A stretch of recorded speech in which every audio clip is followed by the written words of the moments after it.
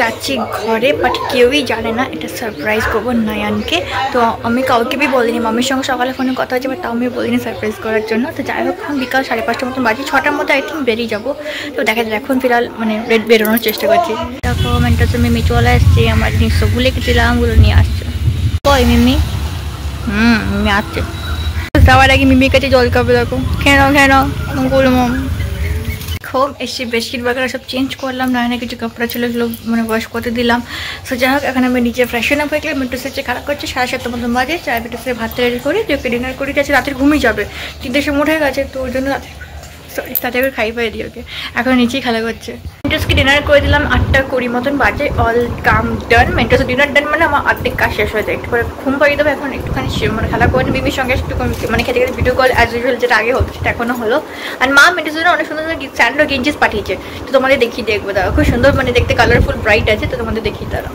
দেখো এরকম একটা কালারে দিচ্ছে, হালকা সি গ্রিন কালার, ক্যামেরা অতটা বোঝা যাচ্ছে না, বাট এটা কালার খুব সুন্দর সোবার আছে। হ্যাঁ এরকম একটা গেঞ্জি কাছে অলরেডি আছে, এলো মাকে বলে দরকার নিয়ে দেওয়ার, বলছে না ঠিক আছে, এক্সাইজ বড় আছে তো এটা নিয়ে যা। তো এটা একটা স্যান্ডো, আর এটা বেশ সুন্দর আছে, স্ট্রাইপ করা রেডের মধ্যে, গরমকালে পরে নিতে পারবে আরাম করে, শীতকালেও মানে ড্রেসের নিচে পরতে পারবে। আর এটা একটা ব্ল্যাক কালারের, আর এটা স্কাই কালারের।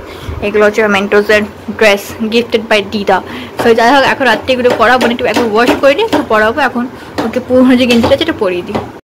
মেন্টোস আমার এখন নাটক ঘুমো করছে, তো 9:15 বাজে, এখনও ঘুমাক। আমি আমার নিজের মি টাইম স্পেন্ড করবো অ্যাজ ইউজুয়াল। ফ্রেশন আপ হলাম, অ্যান্ড মুভিটা একটা দেখছিলাম, তাকে নেটফ্লিক্সে কমপ্লিট হয়ে যেত, এখন কমপ্লিট করে নেবো।